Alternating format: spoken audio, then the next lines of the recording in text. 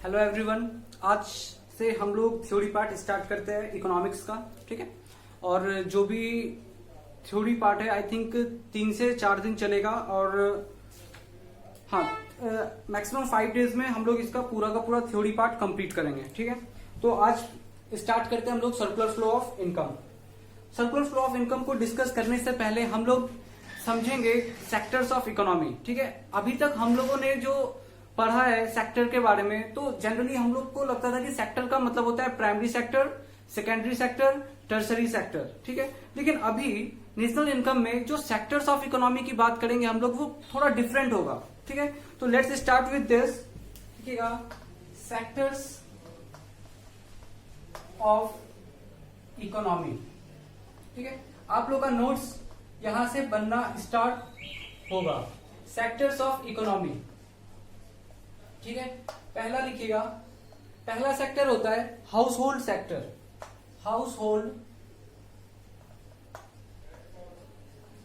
Hold sector. ये house hold sector क्या होता है?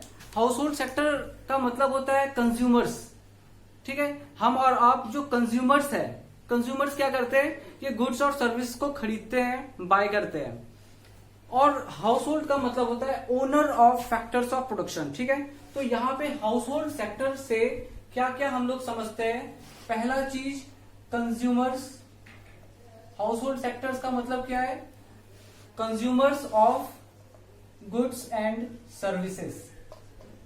Consumers of goods and services. दूसरा, हाउस होल्ड सेक्टर से क्या समझते हैं? Owner of factors of production. Owner of factors of production. ठीक है, तो ये दो चीज है हाउस होल्ड सेक्टर का मतलब। ठीक है, आते हैं दूसरे पे। दूसरा सेक्टर क्या है? दूसरा है प्रोड्यूसर सेक्टर। प्रोड्यूसर सेक्टर, इसी को हम लोग फर्म भी बोलते हैं, फर्म और प्रोड्यूसर सेक्टर। ठीक है, प्रोड्यूसर सेक्टर का मतलब क्या है? प्रोडक्शन ऑफ, इनका काम क्या है? इनका काम है production of goods and services. देखिए, थ्योरी पार्ट अगर आप समझ के लर्न करोगे तो आपके लिए काफी अच्छा होगा, क्योंकि ये कहने को थ्योरी है लेकिन बातें काफी इंपॉर्टेंट है। ठीक है, तो इसको प्लीज आप अच्छे से समझिएगा। हाउस होल्ड सेक्टर और प्रोड्यूसर सेक्टर क्या है? देखो, हाउस होल्ड सेक्टर क्या है? They are the consumers of goods and services. जो भी गुड्स और सर्विसेज को कंज्यूम करने का काम करेगा वो हाउस होल्ड सेक्टर। और प्रोड्यूसर सेक्टर कौन है? ये producer of goods and services. ठीक है, देखो, प्रोडक्शन करने के लिए क्या चाहिए? प्रोडक्शन करने के लिए चाहिए factors of production. That means की लैंड, लेबर, कैपिटल, एंटरप्रेन्योरशिप, ये सारा कुछ का रिक्वायरमेंट होता है प्रोडक्शन करने के लिए। लेकिन ये प्रोडक्शन करने के लिए जो भी फैक्टर्स ऑफ प्रोडक्शन चाहिए वो कहां से मिलेगा? तो वो हमें मिलता है हाउस होल्ड सेक्टर। ठीक है, मान के चलो कोई बिजनेसमैन है, कोई बिजनेस है, उसको प्रोडक्शन करना है क्लॉथ्स का। तो वो क्लॉथ्स का अगर प्रोडक्शन करना चाहता है तो क्या सारा कुछ जो भी चीजें इंपॉर्टेंट है क्लॉथ्स का प्रोडक्शन करने के लिए, क्या वो सारा चीज बिजनेसमैन के पास पहले से है? बिल्कुल नहीं। वो प्रोड्यूसर है, वो चाहता है कि क्लॉथ का प्रोडक्शन करे, तो उसको इनपुट्स खरीदना पड़ेगा मार्केट से। किससे? दैट मीन्स कि वो जाएगा किसी से लैंड खरीदेगा, बोलेगा कि भाई मुझे लैंड दे दो रेंट पे, मैं तुम्हें इसका पेमेंट करता रहूंगा महीना महीना। तो वो लैंड लेगा किसी से। और क्या लेगा वो? लेबर। लेबर कहां से लाएगा? क्योंकि काम करने के लिए, फैक्ट्री में काम करने के लिए लेबर चाहिए। तो लेबर कहां से आएंगे? तो लेबर आएंगे सोसाइटी से। दैट मीन्स की हाउस होल्ड सेक्टर, वहां से हम लोग लेबर लेंगे। फिर हम लोग को क्या चाहिए? रॉ मटेरियल्स चाहिए। कहां से लाएंगे? तो दूसरे से। तो जो प्रोड्यूसर सेक्टर होता है, दैट मीन्स की इस सेक्टर की बात कर रहा हूं, ये प्रोड्यूसर सेक्टर का काम है प्रोडक्शन करना। लेकिन प्रोडक्शन करने के लिए जो चीजों का रिक्वायरमेंट है वो इनके पास नहीं होता है। ये प्रोड्यूसर सेक्टर कहां से खरीदता है? वो खरीदता है हाउस होल्ड सेक्टर से, क्योंकि हाउस होल्ड सेक्टर्स को हम लोग owner of factor of production बोलते हैं। ये जो हाउस होल्ड सेक्टर है, they are owner of factor of production. ठीक है, तो ये दो चीज आप लोग को अब समझ में आ रहा होगा, हाउस होल्ड सेक्टर क्या है और प्रोड्यूसर सेक्टर क्या है।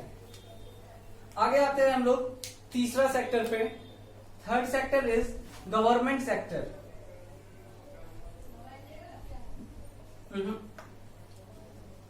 गवर्नमेंट सेक्टर क्या है?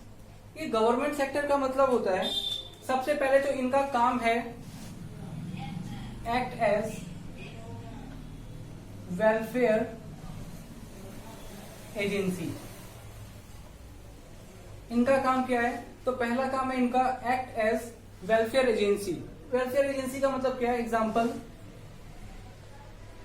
मेंटेनिंग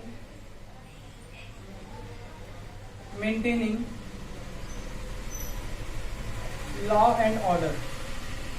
ठीक है, दैट मीन्स की सोसाइटी को सपोर्ट करता है, सोसाइटी में लॉ एंड ऑर्डर को मेंटेन करके रखता है। ये सब वेलफेयर का काम गवर्नमेंट का होता है। और क्या करता है government? Act as producer. At the same time government sector producer भी है। क्यों? क्योंकि इसका काम है पब्लिक सेक्टर के काफी ऐसे प्रोजेक्ट्स हैं जो ये मैनेज करते हैं गवर्नमेंट सेक्टर के लोग। ठीक है, तो they are producer as well. Then आते हैं हम लोग फोर्थ पॉइंट पे। फोर्थ पॉइंट है rest of the world. Rest of the world.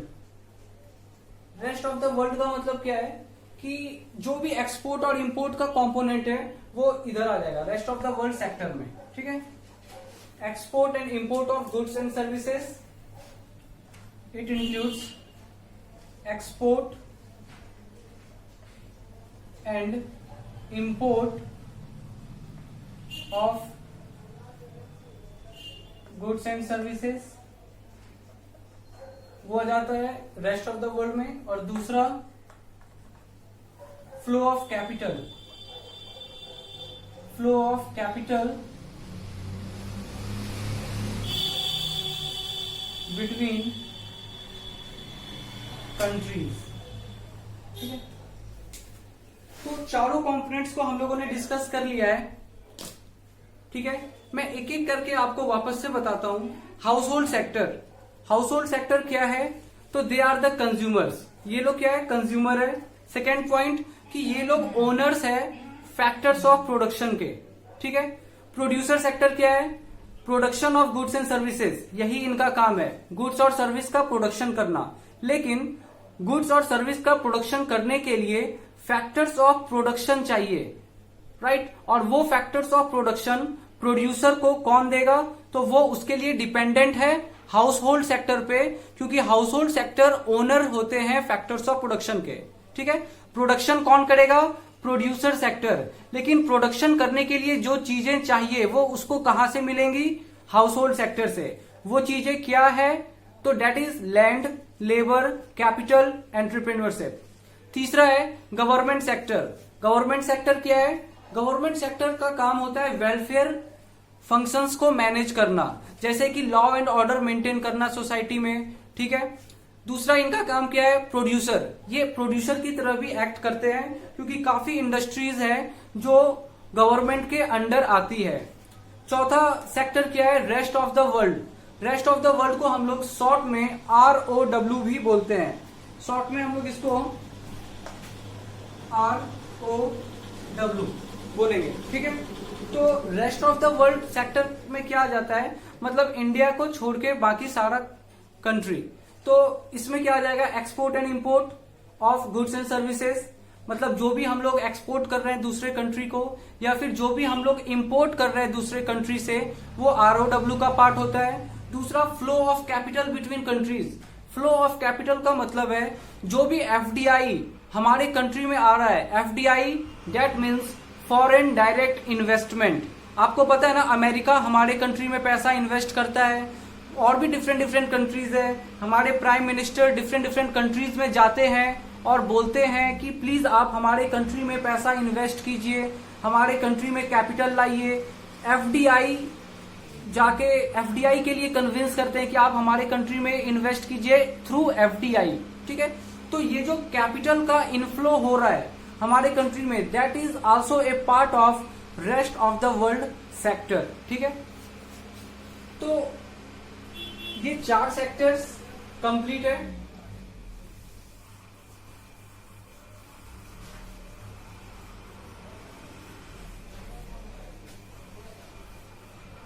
अब क्योंकि ये पार्ट कंप्लीट है, अब हम लोग आते हैं मेन टॉपिक पे, that is circular flow of income. ये circular flow of income topic काफी इंटरेस्टिंग है, ठीक है। थोड़ा ध्यान से समझिएगा।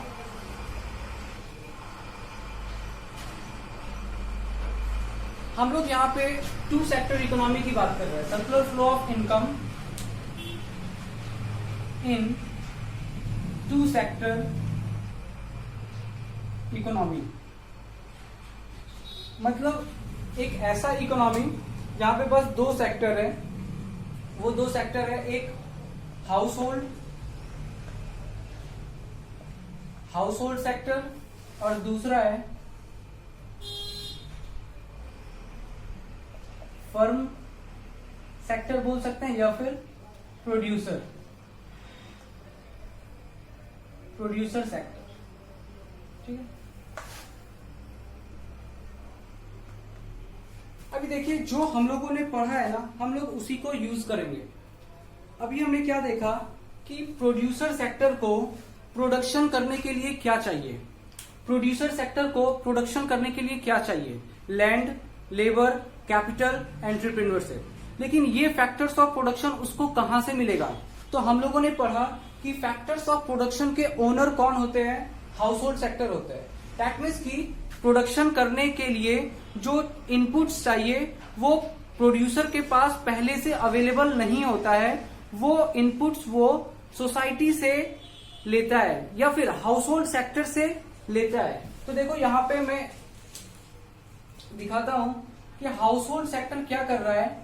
Household sector producer sector को प्रोवाइड कर रहा है factors of production. Factors of production provide कर रहा है। फैक्टर्स ऑफ प्रोडक्शन में क्या आ जाता है? लैंड, लेबर, कैपिटल, ठीक है, ये सारी चीजें आ जाती हैं। तो अभी प्रोडक्शन करने के लिए फैक्टर्स ऑफ प्रोडक्शन कहां से लिया? हाउस होल्ड सेक्टर ने प्रोवाइड किया प्रोड्यूसर सेक्टर को। आगे अभी प्रोड्यूसर सेक्टर क्या करता है कि जो भी लैंड, लेबर, कैपिटल का ये सब चीज का आया, इन चीजों का पेमेंट करेगा, ठीक है। क्योंकि इन चीजों के बदले प्रोड्यूसर सेक्टर को पेमेंट करना पड़ेगा। ये लैंड जो भी हाउस होल्ड लैंड प्रोवाइड कर रहा है वो फ्री में प्रोवाइड नहीं करेगा। लेबर फ्री में काम नहीं करेगा। कैपिटल, अगर आप कहीं से भी कैपिटल लाते हो, पैसा लाते हो, उसका आपको इंटरेस्ट, ब्याज देना पड़ता है। तो प्रोड्यूसर सेक्टर को क्या पेमेंट करना पड़ेगा? फैक्टर्स ऑफ प्रोडक्शन का जो भी पेमेंट करते हैं that is called factor payment. Factor payment में क्या आ सकता है? लैंड के बदले हम लोग क्या पे करते हैं? लैंड के बदले हम लोग रेंट पे करते हैं। लेबर के बदले हम लोग क्या पे करते हैं? लेबर के बदले हम लोग वेजेस पे करते हैं। कैपिटल के बदले क्या पे करते हैं? इंटरेस्ट पे करते हैं, ठीक है। तो ये चीज क्लियर है, ये अच्छे से समझ में आ रहा है। अभी क्या होगा कि आप यहां पे 2 चीज को समझिएगा कि प्रोड्यूसर सेक्टर को क्या करना है। एक एक्टिविटी परफॉर्म करना है, that is called production activity. ये प्रोडक्शन एक्टिविटी परफॉर्म करना चाहता है। प्रोडक्शन एक्टिविटी को परफॉर्म करने के लिए क्या चाहिए? Factors of production, that means land, labour, capital, entrepreneurship. ये सारी चीजें इसको कहां से मिलेंगी? Who are the owners of factors of production? Household sector. तो हाउस होल्ड सेक्टर ने फैक्टर्स ऑफ प्रोडक्शन प्रोवाइड किया और उसके हेल्प से प्रोड्यूसर सेक्टर क्या करेगा, प्रोडक्शन करेगा। ठीक है, चलो अभी जो भी फैक्टर्स ऑफ प्रोडक्शन इन्होंने लिया है उसके बदले उसको पेमेंट करना पड़ेगा। ठीक है, पेमेंट कैसे करेगा, in the form of rent, wages, interest, ये सब का पेमेंट करेगा। तो आपको पता है यहां पे दो एक्टिविटी परफॉर्म होते हुआ दिख रहा है आप लोग को। पहला एक्टिविटी प्रोडक्शन एक्टिविटी जो प्रोड्यूसर लोग कर रहे हैं, दूसरा activity is income generation. Income generate हो रहा है, कहां इनकम जनरेट हो रहा है, देखिए जब producer sector house hold sector को पेमेंट कर रहा है in the form of rent, wages, interest, तो ये दूसरा एक्टिविटी परफॉर्म हो चुका है। दैट मीन्स की इनकम जनरेट। मैं आपको ना यहां पे ये चीजें लिख लेता हूं कि पहला यहां पे कौन सा एक्टिविटी परफॉर्म हुआ, production activity, production activity perform हुआ। दूसरा प्रोडक्शन एक्टिविटी परफॉर्म हुआ, हाँ, और जो भी लैंड लेबर कैपिटल प्रोड्यूसर ने हाउस होल्ड से लिया था उसके बदले वो उसको पेमेंट कर रहा है, और पेमेंट कर रहा है इसीलिए हाउस होल्ड सेक्टर के पास पैसा आ रहा है। दैट मीन्स की इनकम जनरेट हो रहा है। तो मैं यहां पे लिखता हूं इनकम जनरेशन, इनकम जनरेशन, ये दोनों चीज हम लोगों ने देखा। अच्छा, अब आते हैं, अभी प्रोड्यूसर सेक्टर ने प्रोडक्शन कर लिया है तो वो प्रोडक्शन करके क्या करेगा, ऑब्वियस सी बात है, प्रोडक्शन करके वो जो भी सामान है उसको बेचेगा। किसको बेचेगा, सोसाइटी में बेचेगा। दैट मीन्स कि वो किसको बेचेगा, house hold sector. House hold sector कौन है, कंज्यूमर्स होते हैं, तो ये लोग को बेचेगा। देखिएगा यहां पे क्या कर रहा है, producer sector house hold sector को सामान बेच रहा है जो भी इन्होंने प्रोडक्शन किया है। लिखते हैं यहां पे sale of goods and services, sale of goods and services. ठीक है, अभी जो भी सामान प्रोड्यूसर बेच रहा है हाउस होल्ड सेक्टर को वो फ्री में तो बेचेगा नहीं। अगर हाउस होल्ड सेक्टर सामान खरीद रहा है प्रोड्यूसर से तो इसके बदले हाउस होल्ड सेक्टर पेमेंट करेगा प्रोड्यूसर सेक्टर को। तो यहां पे लिखते हैं payment for goods and services. आप देख रहे हो ये सर्कुलर फ्लो कैसे काम कर रहा है। प्रोड्यूसर सेक्टर प्रोडक्शन करने के लिए फैक्टर्स ऑफ प्रोडक्शन चाहिए, हाउस होल्ड सेक्टर पे डिपेंडेंट है। Producer sector house hold sector पे डिपेंडेंट है। ठीक है, फैक्टर्स ऑफ प्रोडक्शन लिया, अभी फ्री में तो लेगा नहीं तो उनको पेमेंट कर दिया। पेमेंट करने से क्या हुआ, इन लोगों के पास अभी पैसा, इनकम जनरेट हो गया है, इनके पास पैसा आ गया है। नेक्स्ट, अभी प्रोडक्शन करने के बाद वो सामान किसको बेचेंगे। देखो सामान खरीदने के लिए किस पे डिपेंडेंट थे, हाउस होल्ड सेक्टर पे। फैक्टर्स ऑफ प्रोडक्शन के लिए कहां डिपेंडेंट थे, हाउस होल्ड सेक्टर। अभी सामान का प्रोडक्शन हो गया तो बेचेंगे कहां, किस पे डिपेंडेंट है, again producer sector is dependent on house hold sector for sale of their goods and services. अभी जो भी सेल कर रहे हैं गुड्स और सर्विसेज का, उसके बदले क्या मिल रहा है, प्रोड्यूसर को पेमेंट रिसीव हो रहा है। तो देखो हुआ क्या ना कि सारा प्रोडक्शन का जो फैक्टर्स है, फैक्टर इनपुट्स, इन लोगों से लेके सामान बनाया और सामान बना के वापस इन्हीं लोगों को बेच दिया। ठीक है, इन लोगों से सामान खरीद के उन सामान के हेल्प से प्रोसेसिंग करके प्रोडक्शन किया और प्रोडक्शन करके वो सामान वापस से इन्हीं लोगों को बेच दिया। दूसरा बात, इनकम जनरेट, इन लोगों के हेल्प से प्रोड्यूसर ने क्या किया, पहले इनकम जनरेट करवाया हाउस होल्ड को। कैसे, रेंट दिया, वेजेस दिया, इंटरेस्ट दिया, किसके बदले, फैक्टर्स ऑफ प्रोडक्शन के बदले। दैट मीन्स की प्रोड्यूसर सेक्टर ने पैसा दिया हाउस होल्ड सेक्टर को, फिर जब इन लोग को सामान बेच रहा था तो वो पैसा वापस से हाउस होल्ड सेक्टर के द्वारा किसको चला गया, प्रोड्यूसर सेक्टर को। मतलब प्रोड्यूसर सेक्टर ने एक बार पैसा दिया हाउस होल्ड को और फिर जब सामान बेच रहा था तो वापस पैसा ले लिया। ठीक है, तो देख लो यहां पे क्या हो रहा है ना, प्रोडक्शन एक्टिविटी कर रहा है प्रोड्यूसर, दूसरा इनकम जनरेशन हो रहा था, तीसरा जब गुड्स और सर्विसेज को खरीदा जा रहा था तो हाउस होल्ड सेक्टर क्या कर रहा है, पेमेंट कर रहा है ना गुड्स और सर्विस के लिए, तो दैट मीन्स की और एक एक्टिविटी परफॉर्म हो रहा है, एक्सपेंडिचर। इसी को हम लोग कहते हैं सर्कुलर फ्लो ऑफ इनकम। इसी को हम लोग कहते हैं circular flow of income in two sector economy. Two sector कौन कौन है? एक है हाउस होल्ड सेक्टर और दूसरा है प्रोड्यूसर सेक्टर। ठीक है,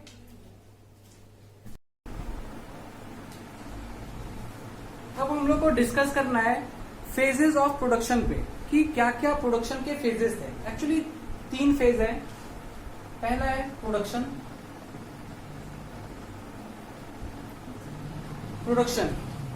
प्रोडक्शन करने के लिए क्या चाहिए? Factors of production.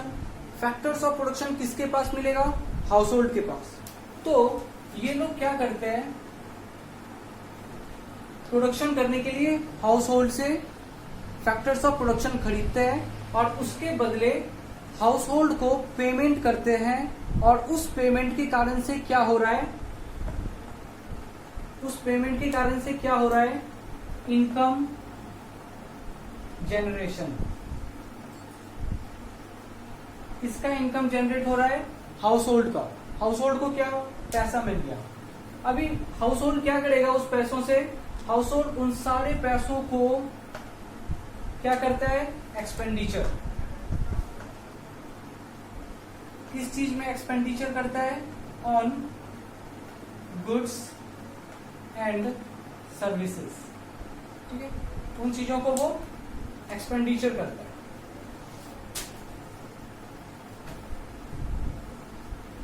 अच्छा, मुझे आप ये बताओ कि मान के चलो प्रोडक्शन एक्टिविटी नहीं होता। अगर प्रोडक्शन एक्टिविटी नहीं हो रहा है प्रोड्यूसर के द्वारा, तो क्या इनकम जनरेट होता? राइट, इनकम जनरेट नहीं होता। क्यों? क्योंकि इनको फैक्टर्स ऑफ प्रोडक्शन बेचने का मौका मिलता ही नहीं।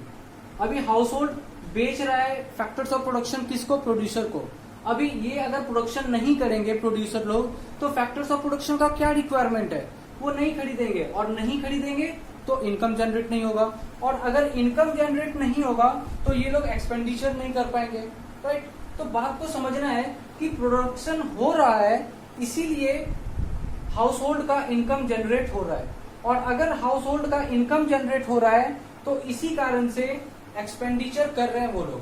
और क्योंकि वो लोग एक्सपेंडिचर कर रहे हैं, दिस इज द रीजन कि अगेन ये लोग क्या करेंगे? प्रोडक्शन करेंगे। ठीक है, ठीक है, क्योंकि एक्सपेंडिचर हो रहा है तो अगेन प्रोड्यूसर क्या करेगा? प्रोडक्शन करेगा। देखो, एक्सपेंडिचर करने से क्या होता है ना, जब हम लोग पैसा खर्च करते हैं, मार्केट में कुछ खरीदते हैं, तो उसके कारण से डिमांड क्रिएट होता है। ठीक है, तो जैसे ये लोग पैसा खर्च कर रहे हैं तो उसके कारण से डिमांड क्रिएट हो रहा है, तो प्रोड्यूसर अगेन प्रोडक्शन चालू कर देता है, और अगेन प्रोडक्शन करेगा तो उसको फैक्टर्स ऑफ प्रोडक्शन चाहिए, और उसके कारण से फिर से हाउस होल्ड का इनकम जनरेट होगा, और उस इनकम जनरेट को वो क्या करेगा? फिर एक्सपेंडिचर करेगा। फिर एक्सपेंडिचर करेगा तो एक्सपेंडिचर क्या करेगा? डिमांड क्रिएट करेगा, और डिमांड क्रिएट होने से फिर प्रोडक्शन होगा। एक्चुअली होता क्या है ना, कि जब हम लोग एक्सपेंडिचर करते हैं तो एक्सपेंडिचर करने से जो भी प्रोड्यूसर के पास स्टॉक था वो स्टॉक बिक जाता है। राइट, और वो स्टॉक अगर बिक गया तो उसको वापस से प्रोडक्शन करना पड़ेगा। ठीक है, यही कारण है कि एक्सपेंडिचर जैसे ही होता है तो सामान बिक जाता है, और सामान बिक गया तो वापस से सामान कैसे बेचेंगे? दैट मीन्स कि फिर से प्रोडक्शन करना पड़ेगा। तो ये जो साइकिल है ना, वो कंटिन्यूअसली चलता रहता है। प्रोडक्शन के हेल्प से इनकम जनरेट होता है, इनकम जनरेट होता है तो एक्सपेंडिचर होता है, और एक्सपेंडिचर से फिर से प्रोडक्शन होता है। ये साइकिल चलता रहता है, ये 3 फेज कंटिन्यूअसली, और इसीलिए हम लोग इसको कहते हैं सर्कुलर फ्लो ऑफ इनकम।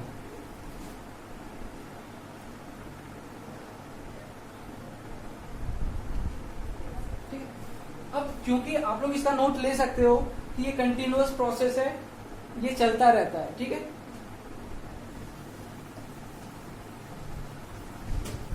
अब हम लोग स्टार्ट करते हैं इसका नोट लेना। अभी तक हमने 2 डायग्राम देखा है, एक सर्कुलर फ्लो ऑफ इनकम का और एक प्रोडक्शन, इनकम जनरेशन, एक्सपेंडिचर, इन तीनों का कंटिन्यूअस एक्टिविटी।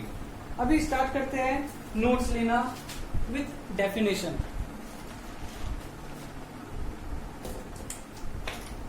दिखते हैं, जहां पे आपका फिगर खत्म हुआ है उसके नीचे से लिखना स्टार्ट कीजिएगा।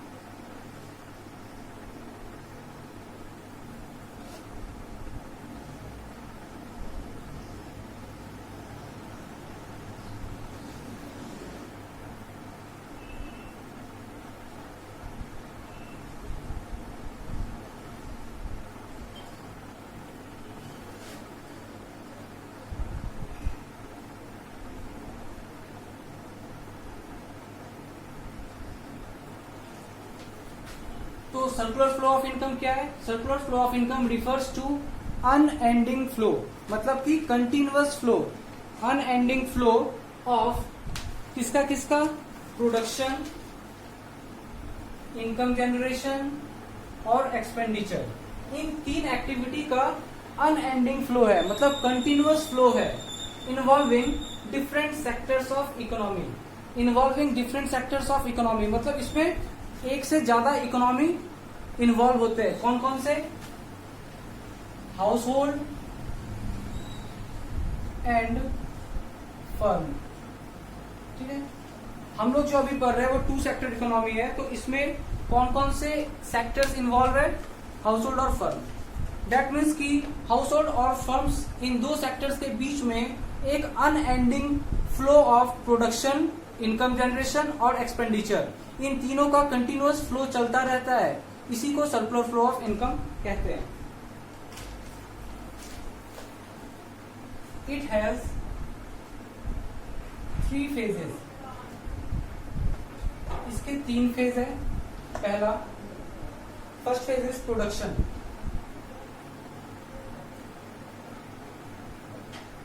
प्रोडक्शन का मतलब क्या होता है? इट मीन्स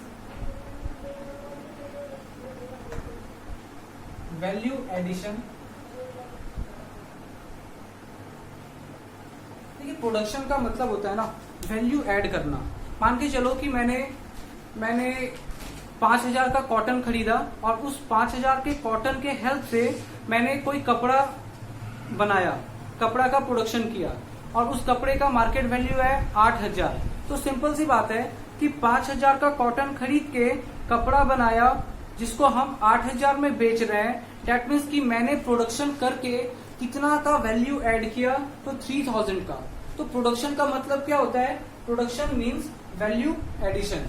आगे बढ़ते हैं। प्रोडक्शन रिक्वायर्स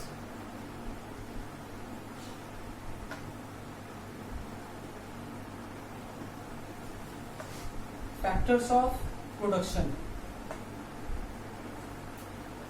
अच्छा, यहां पे लिखते हैं production requires factor inputs like. Factor inputs में क्या आ जाएगा? लैंड, लेबर, कैपिटल, एंटरप्रेन्योरशिप,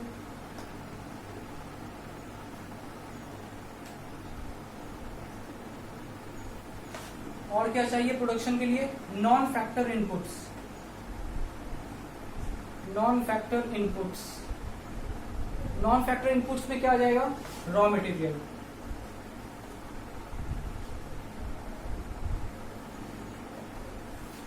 ठीक है, आगे लिखिएगा। प्रोडक्शन इज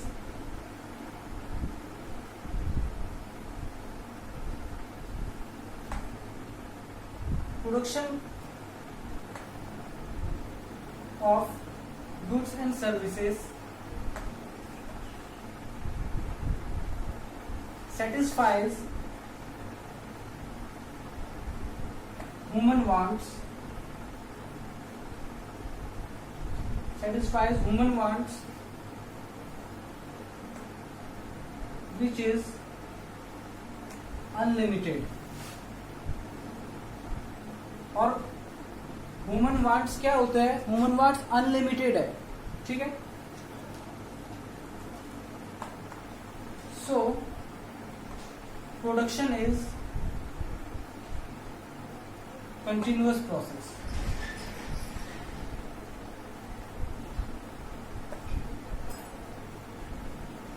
क्लियर है?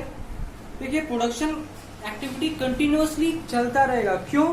क्योंकि ह्यूमन वांट्स वो अनलिमिटेड है।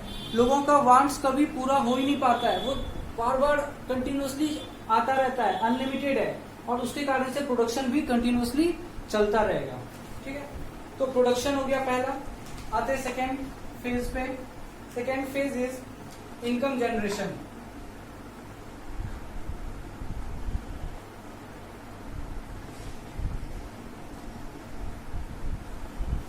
Second phase is income generation.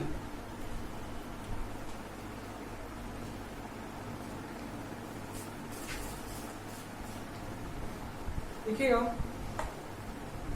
By providing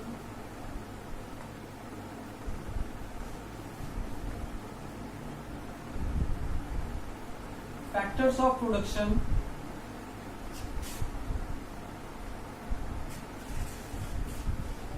to producers,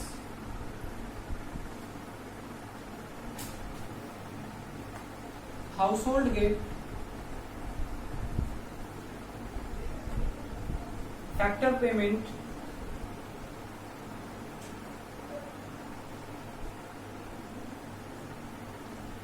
like क्या क्या फैक्टर पेमेंट्स मिलता है उनको?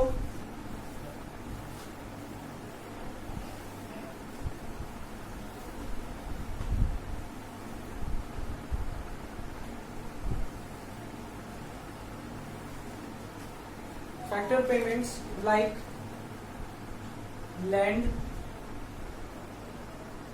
के बदले रेंट मिलता है, लेबर के बदले वेजेस एंड सैलरी मिल जाता है,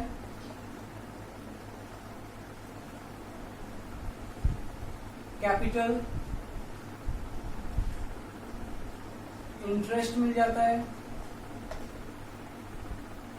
एंटरप्रेन्योरशिप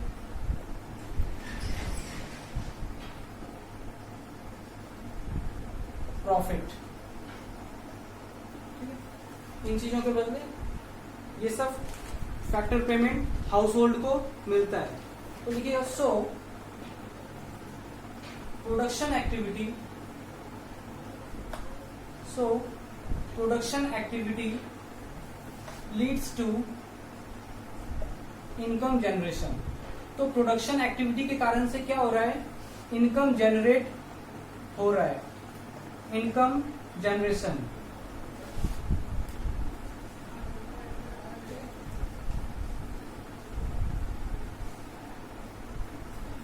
आगे आते हैं तीसरे फेज पे। तीसरा फेज है expenditure.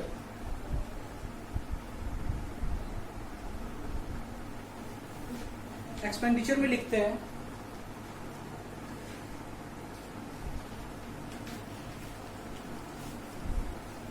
This income earned by households, income earned by households are used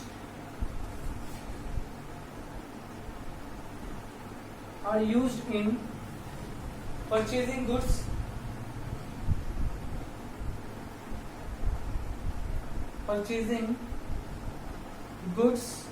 and services, are used in purchasing goods and services. So generated income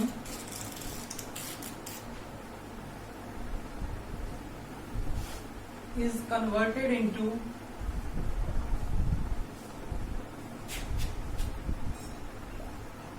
generated income is converted into expenditure. ठीक है, आगे लिखिएगा these expenditure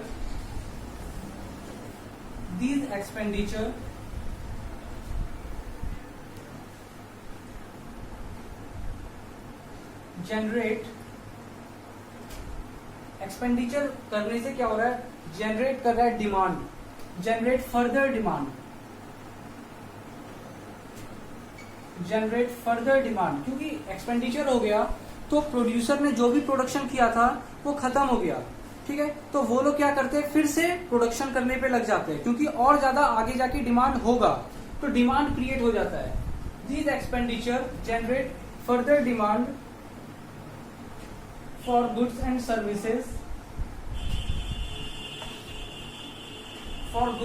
services leading to again production, और उसके कारण से फिर से प्रोडक्शन करना पड़ेगा।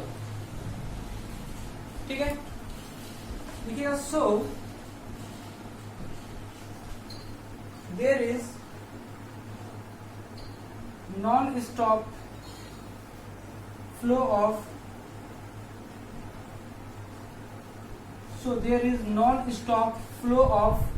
production of goods and services, generation of income,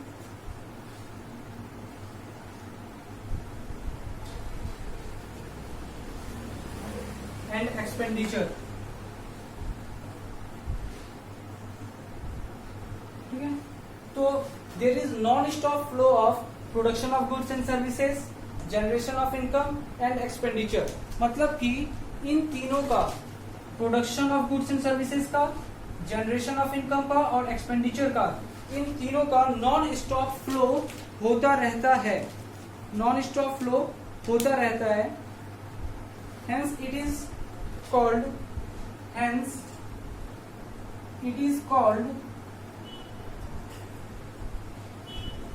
circular flow। Hence it is called circular flow, और इसलिए हम लोग इसको क्या कहते हैं, सर्कुलर फ्लो। ठीक है,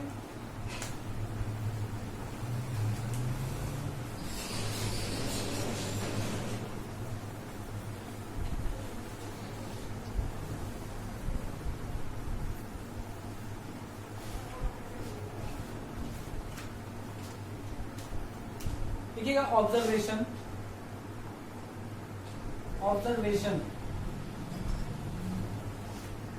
इन टू सेक्टर इकोनॉमी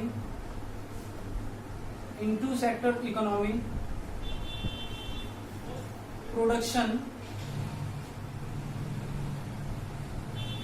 और इसी को हम लोग क्या कहते हैं, value addition. In two sector economy production equal to income generation,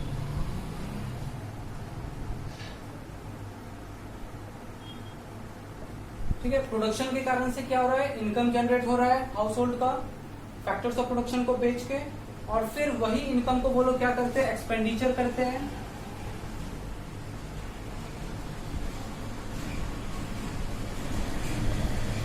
ठीक है, तो in two sector economy production equal to income generation और income generation equal to expenditure.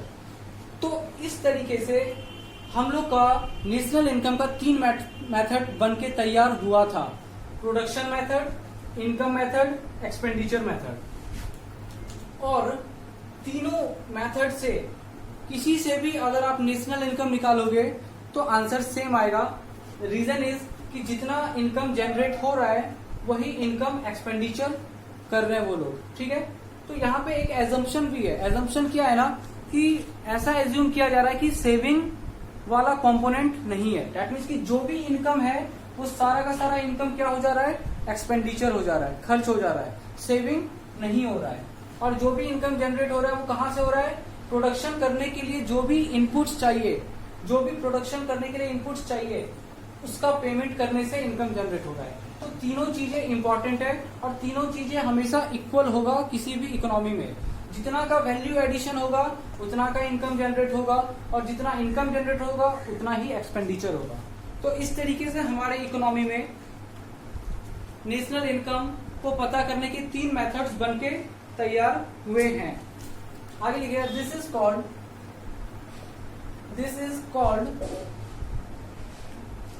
Triple identity. This is called triple identity. ठीक है, this is called triple identity.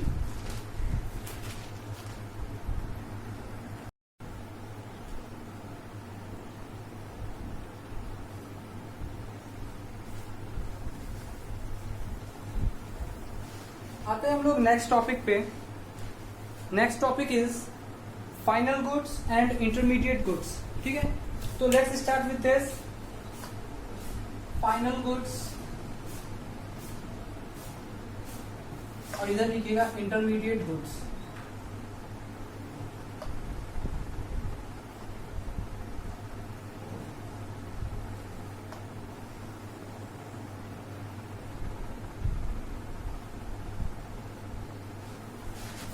This is very important topic.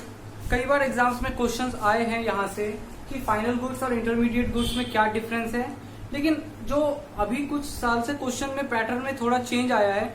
कुछ options दे दिया जाता है, जैसे कि 4 questions पूछे जाते हैं और आपको बताना होता है कि बताइए ये फाइनल गुड्स है या ये इंटरमीडिएट गुड्स है। ठीक है, तो देखो कोई भी गुड्स फाइनल है या इंटरमीडिएट है वो डिपेंड करता है उसके एंड यूज पे। मतलब कि सेम गुड्स फाइनल गुड्स भी हो सकता है और वही गुड्स इंटरमीडिएट गुड्स भी हो सकता है। एक एग्जांपल से मैं समझाता हूं। मान के चलिए आटा। ठीक है, दैट मीन्स कि हम लोग क्या करते हैं, मार्केट से आटा खरीदते हैं और आटा खरीद के घर पे उससे रोटी बनाते हैं और कंजम्पशन करते हैं, कंजम्पशन के लिए यूज होता है। तो ये क्या है, क्या हम लोग फाइनल यूजर है? बिल्कुल हम लोग फाइनल यूजर है।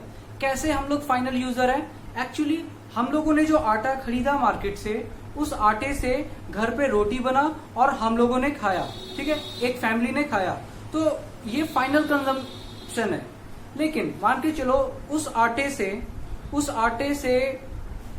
आटे को खरीद के ले जाता है कोई रेस्टोरेंट वाला, और वो रेस्टोरेंट वाला क्या कर रहा है, उस आटे से रोटी बना रहा है और रोटी बना के फर्दर बेच रहा है, मतलब कि रीसेल कर रहा है और पैसा कमा रहा है। तो क्या वो फाइनल गुड्स है? बिल्कुल वो फाइनल नहीं है। वो क्या हो गया, उसका इंटरमीडिएट गुड्स हो गया। तो एट द सेम टाइम आप देख रहे हो ना कि आटा किसी के लिए फाइनल है, किसी के लिए इंटरमीडिएट है। इंटरमीडिएट क्यों है? क्योंकि रेस्टोरेंट वाले ने क्या किया, वो आटा खरीद के ले गया और वो आटा उसके लिए क्या है, रॉ मटेरियल्स है। वो उस आटे से क्या बनाएगा, रोटी बनाएगा और फिर उस रोटी को मार्केट में सेल करेगा। ठीक है, कस्टमर्स को सर्व करेगा। तो उसके लिए क्या है, वो रॉ मटेरियल हो गया, क्योंकि वो उसको रीसेल के लिए यूज कर रहा है। और एक एग्जांपल से देखते हैं।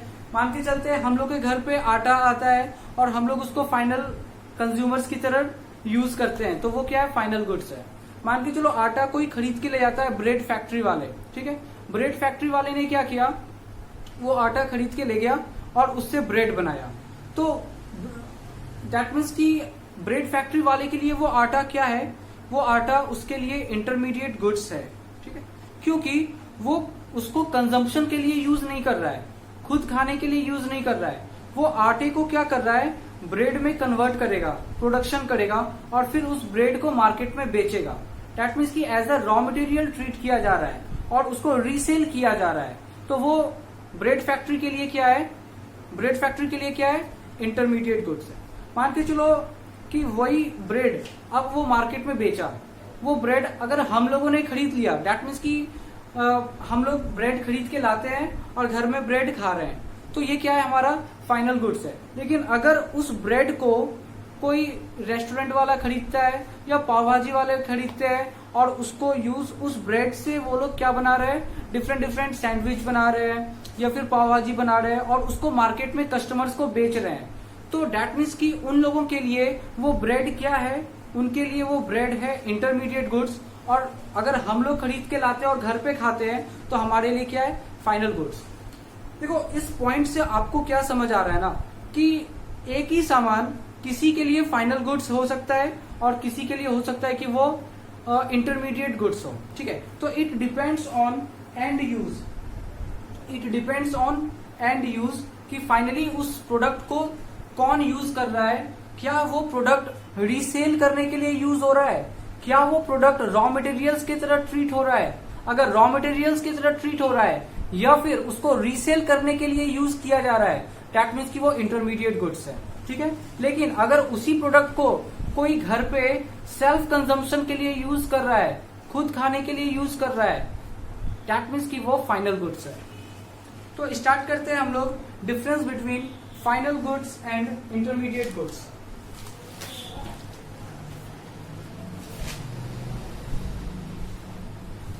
देखते हैं सबसे पहला डिफरेंस, देखिएगा, they are used for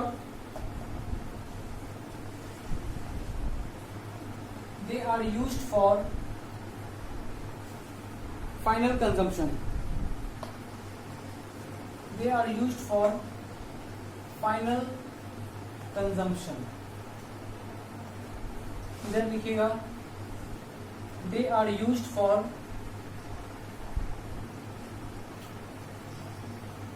further production, they are used for further production. ठीक है,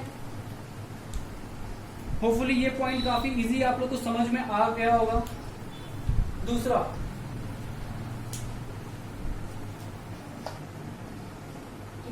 फाइनल गुड्स को हम लोग रीसेल के लिए यूज नहीं करते हैं। तो देखते हैं, it is not meant for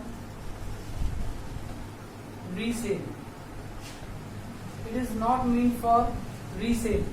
इधर लिखिएगा कि इट इज फॉर रीसेल। ठीक है, it is meant for resale. Intermediate goods को क्या किया जाता है, या तो फर्दर प्रोडक्शन किया जाता है एंड उसको रॉ मटेरियल्स की तरह ट्रीट करते हैं और उससे क्या करते हैं हम लोग, फर्दर प्रोडक्शन करते हैं, या तो और उसको रीसेल करते हैं। ठीक है, लेकिन फाइनल गुड्स का क्या है, फाइनल कंजम्पशन करते हैं, उसको रीसेल के लिए यूज नहीं करते हैं। आगे आते हैं तीसरा पॉइंट पे। Third point is it remain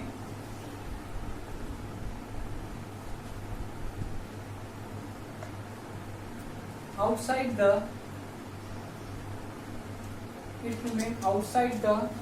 production boundary, it remains outside the production boundary। और इधर लिखिएगा, it remain inside the production boundary।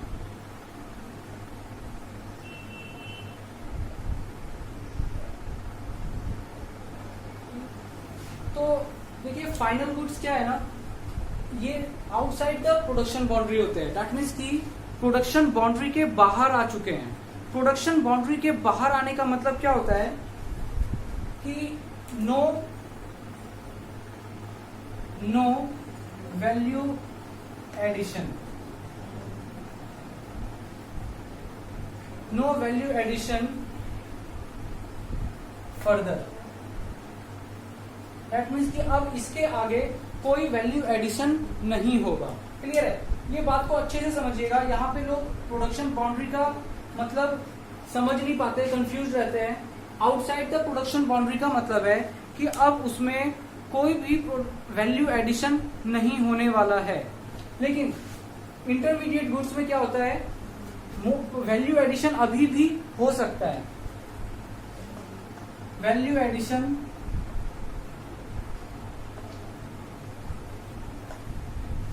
will take place, अभी भी इसमें वैल्यू एडिशन होगा। ठीक है, मान के चलो कोई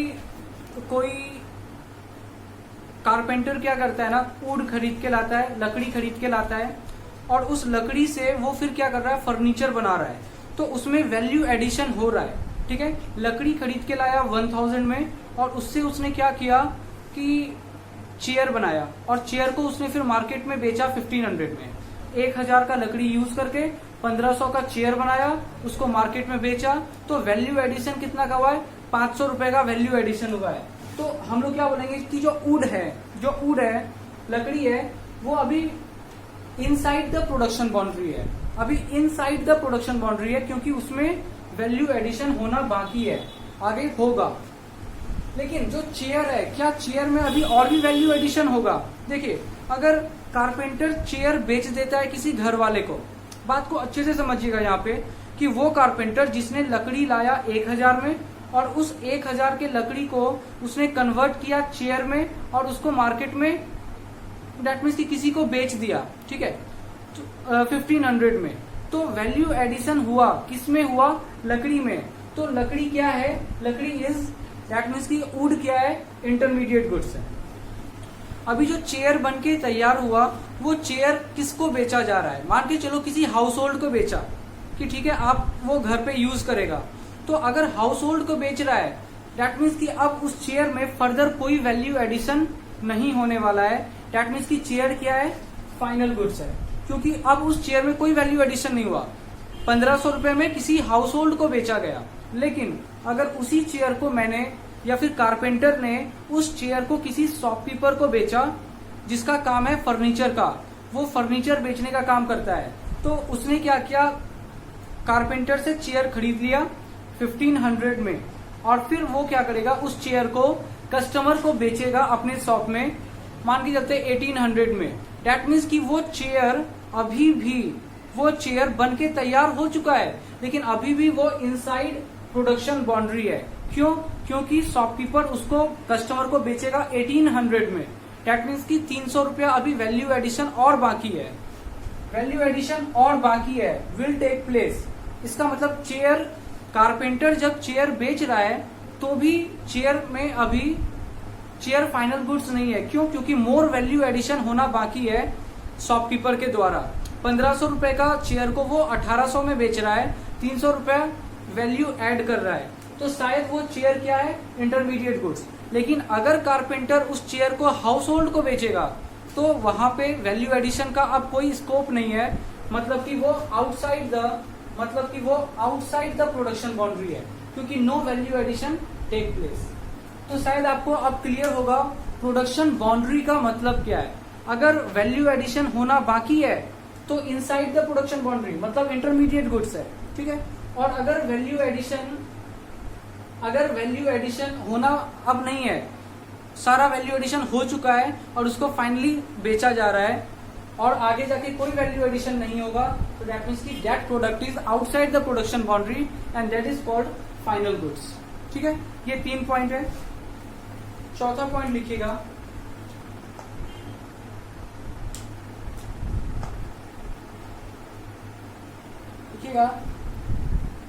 फाइनल गुड्स में it is included in national income. National income में फाइनल गुड्स को इंक्लूड किया जाता है, ठीक है, फाइनल गुड्स को ऐड किया जाता है नेशनल इनकम में। इंटरमीडिएट गुड्स में लिखिएगा, it is not included in national income। Intermediate goods को इंक्लूड नहीं किया जाता है नेशनल इनकम में। ये काफी इंपॉर्टेंट है, ठीक है, this is very important.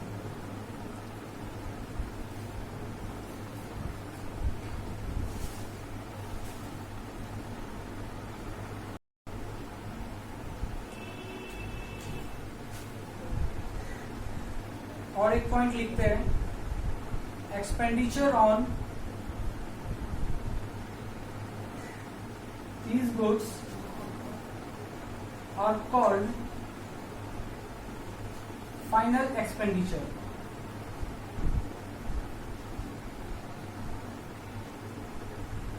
Expenditure on these goods are called final expenditure. ठीक है, इधर लिखिएगा expenditure on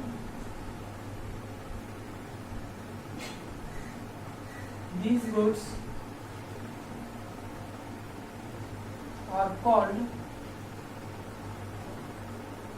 intermediate consumption।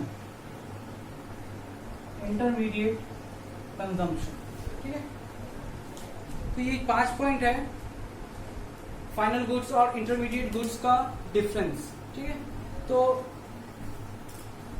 Final goods final consumption के लिए यूज होता है, लेकिन इंटरमीडिएट गुड्स फर्दर प्रोडक्शन के लिए यूज होता है। ठीक है, आगे फर्दर प्रोडक्शन किया जाएगा उससे।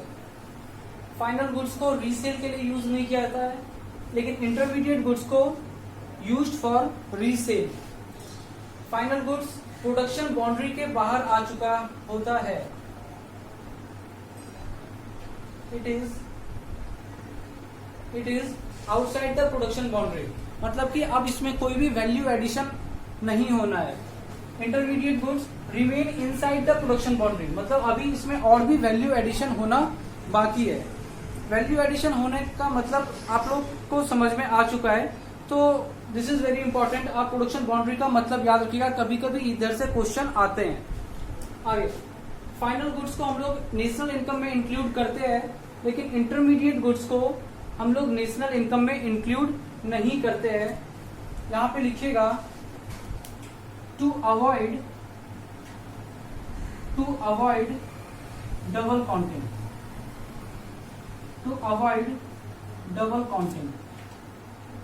ठीक है, टू अवॉइड डबल काउंटिंग।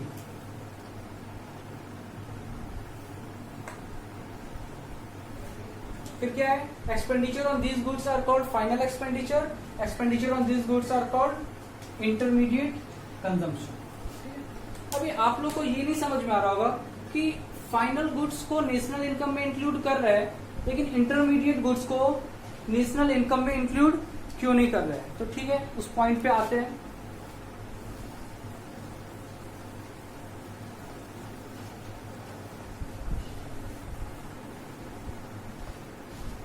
देखिए, मान के चलिए कि कोई हम लोग चेयर का प्रोडक्शन की बात करते हैं। ठीक है, चेयर प्रोडक्शन करने के लिए क्या चाहिए, वुड।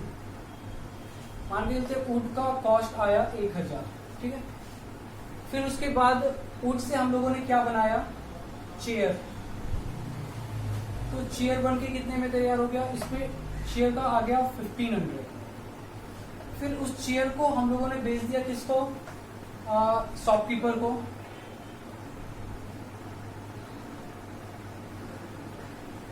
और शॉपकीपर ने उसको कितने में बेचा है, 1800 में। हम लोगों ने ये एग्जांपल अभी डिस्कस किया था कि वुड कितने का है, 1000 का है। अभी उस वुड से हम लोगों ने चेयर बनाया 1500 का, और फिर उस चेयर को शॉपकीपर को बेचा है 1800 में। ठीक है, तो अभी क्या आना चाहिए, ठीक है, क्या आना चाहिए, क्या इंटरमीडिएट गुड्स, ये क्या है, इंटरमीडिएट है। इंटरमीडिएट क्यों है, क्योंकि अभी इसमें वैल्यू एडिशन होना बाकी है। कितना का वैल्यू एडिशन हुआ है, यहाँ पे 500 का वैल्यू एडिशन हुआ। अभी 1500, ये भी इंटरमीडिएट है, क्योंकि शॉपकीपर इसको 300 रुपया एक्स्ट्रा में बेच रहा है, तो वैल्यू एडिशन यहाँ पे भी बाकी है। रीसेल करने के टाइम पे उसने प्रॉफिट कमाया, 300 रुपया एक्स्ट्रा में बेचा है, तो ये भी क्या है, वैल्यू एडिशन हुआ। तो फाइनल गुड्स क्या हुआ, दिस इज फाइनल गुड्स। देखिए, अगर हम लोग क्या करते हैं ना, फाइनल गुड्स को कंसीडर करते हैं नेशनल इनकम के लिए। दैट मीन्स कि नेशनल इनकम में क्या आएगा, सिर्फ 1800। This is our national income. National income में क्या आएगा, 1800। मान के चलिए हम लोग अगर इसको भी ऐड कर देते हैं तो कितना हो जाएगा, 1000। लेकिन इस 1000 को ऐड कर रहे हैं, तो फिर चेयर भी ऐड कर रहे हैं प्लस 1500। अभी इस 1500 में 1000 रुपया वुड का तो ऑलरेडी इंक्लूडेड है, अगर हम इसमें शॉपकीपर का भी 1800 ऐड कर देंगे, इसका मतलब इस 1800 में 1000 रुपया चेयर का ऑलरेडी इंक्लूड किया हुआ है। इस 1800 में 1000 चेयर का इंक्लूड किया हुआ है वुड वाला, और 500 रुपया 1500 रुपया चेयर का भी इंक्लूड किया।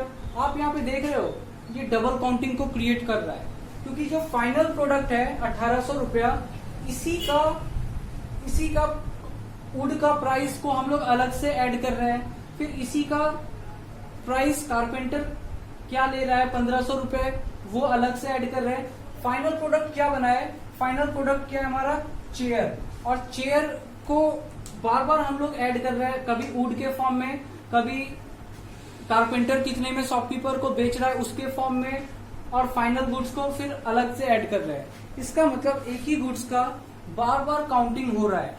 मैंने इस चीज को शायद आपको और भी एक बार बताया था जब वैल्यू एडिशन मेथड हमने स्टार्ट किया था, ठीक है। तो ये उसी से मिलता जुलता कॉन्सेप्ट है। आगे बढ़ते हैं हम लोग। अब आप इंटरमीडिएट गुड्स और फाइनल गुड्स का कॉन्सेप्ट समझ चुके हो। आप एक छोटा सा नोट्स लेना, लिखिएगा उसके नीचे नोट डाल के,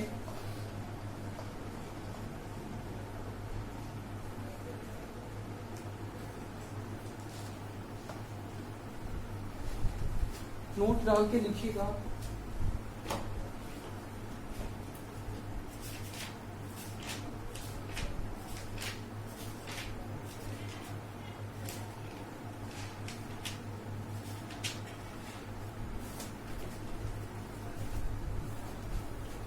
same goods may be final or intermediate.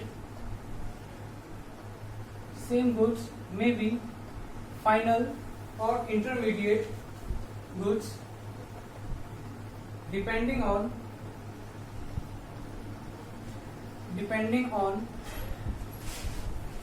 end use of goods, ठीक है। This is very important point कि एक ही सामान, एक ही गुड्स फाइनल गुड्स भी हो सकता है और इंटरमीडिएट गुड्स भी हो सकता है, depending on and use of goods, depending on and use of goods, ठीक है। एग्जाम्पल में लिखिएगा, milk used by house hold, ठीक है। Milk used by house hold, तो वो क्या है, फाइनल है, is final goods. But if milk is used by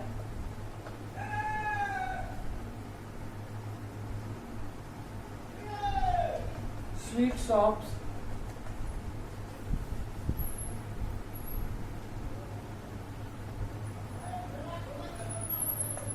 it is intermediate goods,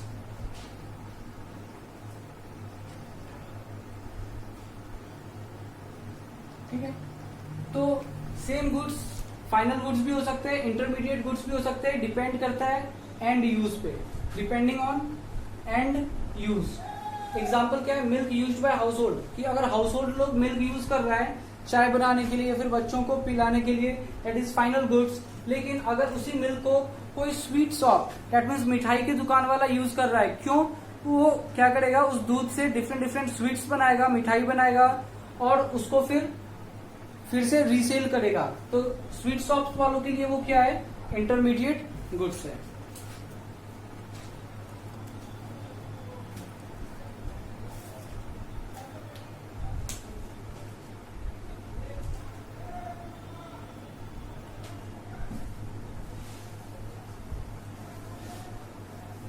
और एक नोट डालिएगा फाइनल गुड्स को लेकर, ठीक है। Note 2, final goods. Final goods दो टाइप के होते हैं, एक होता है फाइनल कंज्यूमर गुड्स, और एक होता है फाइनल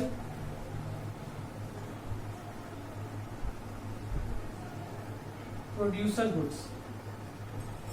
तो फाइनल कंज्यूमर गुड्स का मतलब क्या होता है? It is used by consumer for satisfaction. It is used by consumer for satisfaction of their wants. It is used by consumer for satisfaction of their wants. लेकिन final producer goods क्या होता है? It is used by producer as fixed assets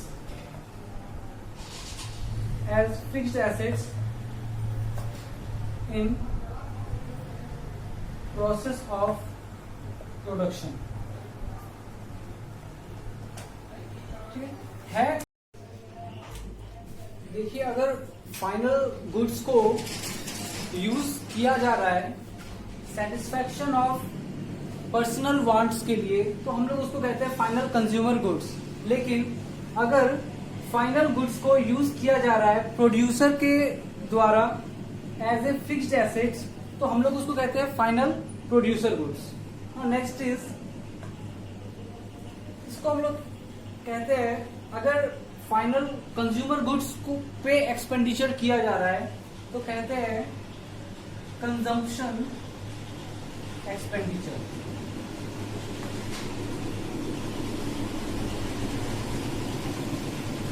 और अगर expenditure किया जा रहा है फाइनल प्रोड्यूसर गुड्स पे, तो हम लोग उसको कहते हैं investment expenditure.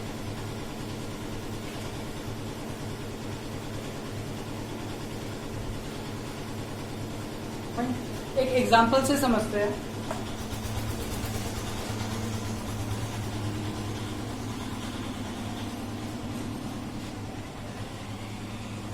Car purchased for house hold और पर्सनल यूज। ठीक है, अगर कार परचेज किया जा रहा है हाउस होल्ड यूज के लिए या फिर पर्सनल यूज के लिए, तो हम लोग उसको बोलेंगे फाइनल कंज्यूमर गुड्स। क्यों? क्योंकि देखिए यहाँ पे कार परचेज किया गया है, और क्यों परचेज किया गया है? पर्सनल यूज के लिए, दैट मीन्स की for satisfaction of personal wants, तो that is final consumer goods. लेकिन अगर कार परचेज्ड फॉर